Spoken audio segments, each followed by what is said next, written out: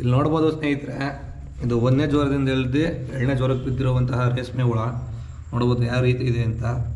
ಅಲ್ಲಿ ಮೊದಲನೇದ್ರಲ್ಲಿ ನೋಡಿದರೆ ಅದು ಮೊಟ್ಟೆಯಿಂದ ಮರಿಯಾಗಿರೋದು. ಇದು ಮುನ್ನೊಂದರಲ್ಲಿ ಒಂದು ಮರಿಯಿಂದ 1ನೇ ಜ್ವರಕ್ಕೆ ಬಿದ್ದಿರೋಂಥದ್ದು. ಇಲ್ಲಿ 1ನೇ ಜ್ವರದಿಂದ 2ನೇ ಜ್ವರಕ್ಕೆ ಬಿದ್ದಿರುವಂತಹ ರೇಷ್ಮೆ ಹುಳಗಳಿವು. ಎಲ್ಲರಿಗೂ ಸೊಪ್ಪು ಕೊಟ್ಟು ಮಾಡಿದ್ದೀವಿ ಆ ಥರ. ಇದು 4ನೇ ಫೀಡಿಂಗು ಕೊಟ್ಟಿರೋದು. ಇದು 2ನೇ ಜ್ವರದಿಂದ 3ನೇ ಜ್ವರಕ್ಕೆ ಹೋಗೋಕ್ಕೆ ಎಷ್ಟು ದಿನ ಬೇಕು ಅಣ್ಣ? ಮಾಮೂಲಿ ಅಣ್ಣ ಅದು ನಮಗೆ ಗೊತ್ತಿಲ್ಲ. ನಮಗೆ 1 ಜನದಿಂದ ಕುಣಿಸಿ ಅಜರ್ತ್ ಮಾಡಿಕೊಟ್ಟು ನಾವು ನೀರಾಗಿ ಕೊಡ್ತೀವಿ. ಡೈರೆಕ್ಟ್ 2ನೇ ಜ್ವರದಿಂದನೇ ಡೈರೆಕ್ಟ್ ರೈತ ಕೊಡ್ತೀವಿ. 3 ಜ್ವರಕ್ಕೆ ಅವ್ರು ಮಾಮೂಲಿ ಅವ್ರು ಕುಣಿಸ್ಕೊತಾರೆ. 3ನೇ ಜ್ವರದಿಂದ 4ನೇ ಜ್ವರದ ಗಂಟೆ 5 ಜ್ವರ ಗಂಟೆ ಅವ್ರದ್ದೇನೆ.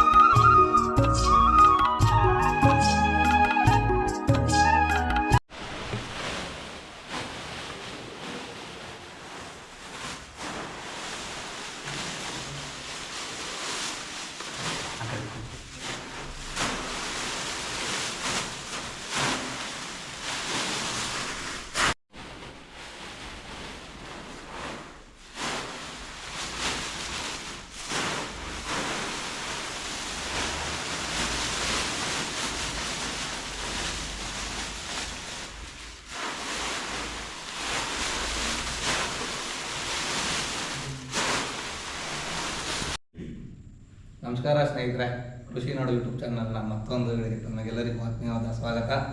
ಇವತ್ತಿನ ಸಂಚಿಕೆಯಲ್ಲಿ ರೇಷ್ಮೆ ಕೃಷಿ ಅಂದರೆ ಚಾಕಿ ಸಾಕಾಣಿಕೆ ಬಗ್ಗೆ ತಿಳಿಸ್ಕೊಡ್ತಾರೆ. ನಾನು ಪರಿಚಯ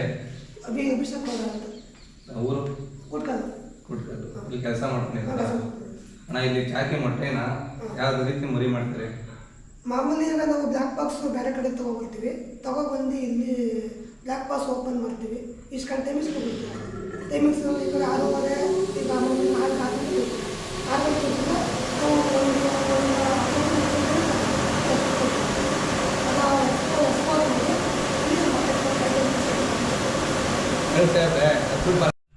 ಬ್ಲ್ಯಾಕ್ ಬಾಕ್ಸ್ ಅಂದ್ರಲ್ಲ, ಬ್ಲ್ಯಾಕ್ ಬಾಕ್ಸ್ ಅಂದ್ರೆ ಏನು?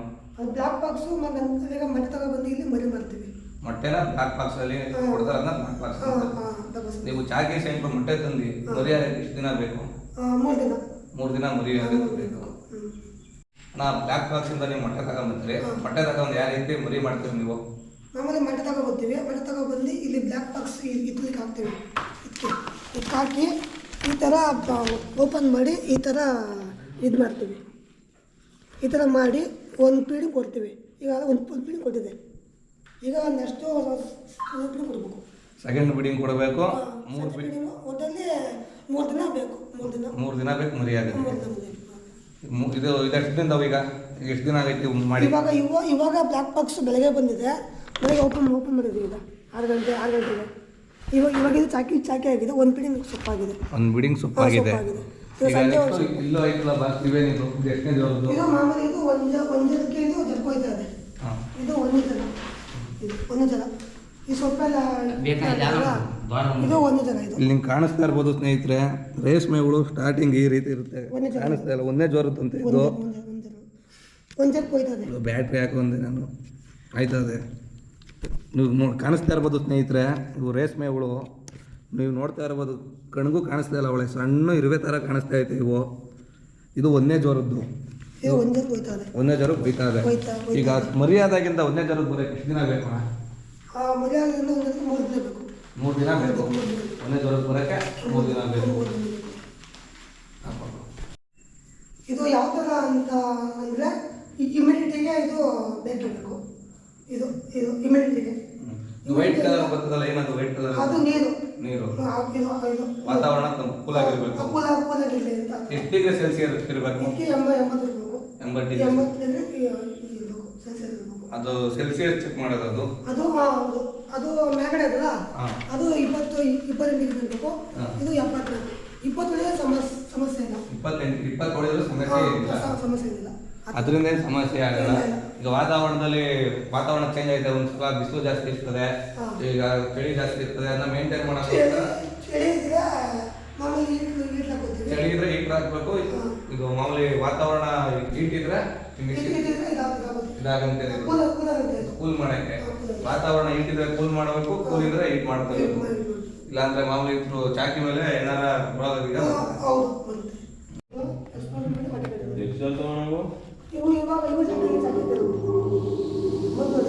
ನೋಡ್ಬೋದು ಸ್ನೇಹಿತರೆ, ಇಲ್ಲಿ ಬ್ಲ್ಯಾಕ್ ಕಲರ್ ಕಾಣಿಸ್ತಾ ಐತಲ್ಲ, ಇದೇ ರೇಷ್ಮೆ ಹುಳುವಿನ ಮರಿ. ಎಷ್ಟು ಮೊಟ್ಟೆಯಿಂದ ಮರಿಯಾಗಿ 1 ಅವರ್ 2 ಅವರ್ ಆಗಿರ್ಬೇಕಷ್ಟೇ. ಕಾಣಿಸ್ತಾ ಇಲ್ಲ ಅನ್ಕೋತೀನಿ ನಿಮಗೆ. ನೋಡ್ಬೋದು, ಇಲ್ಲಿ ನೋಡ್ಬೋದು, ಕಾಣಿಸ್ತಾ ಇಲ್ಲ ಅನ್ಕೋತೀನಿ. ಇದು ನಿಜ, ನಮಗೂ ಕಾಣಿಸ್ತಾ ಇಲ್ಲ ಕಣ್ಣಿಗೆ, ಭಾರಿ ಸಣ್ಣ ಐತೆ.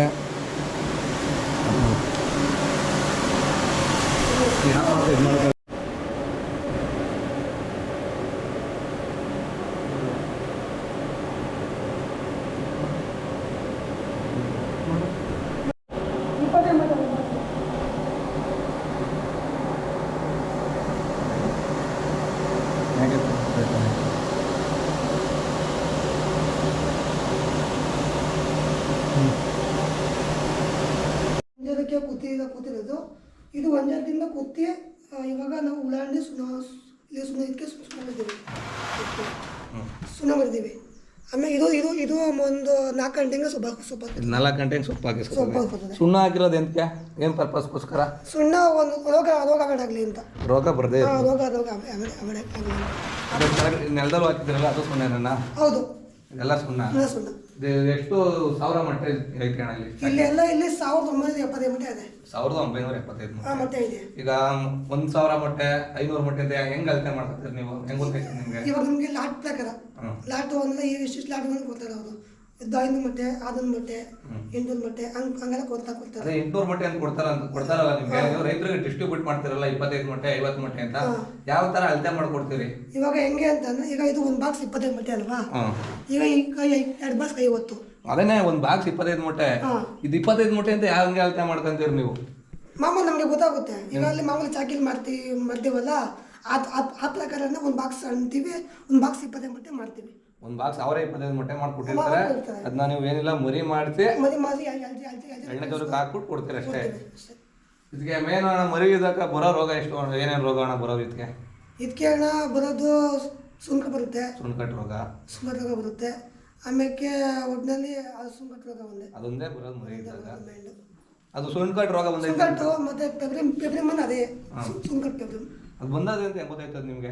ಅದು ನಮಗೆ ನಮಗೆ ನಟ್ಕೊತೀವಲ್ಲ ಮೇಗಡೆ ನಟ್ಕೊಟ್ಟುವಾಗ ಆ ನಟ್ಟು ನಾವು ಹುಳ ಬಿಟ್ಟು ನಮಗೆ ಹಾಸಿಗೆ ಎತ್ತೀವಲ್ಲ, ಅವಾಗ ನಮ್ಗೆ ಗೊತ್ತಾಗುತ್ತೆ.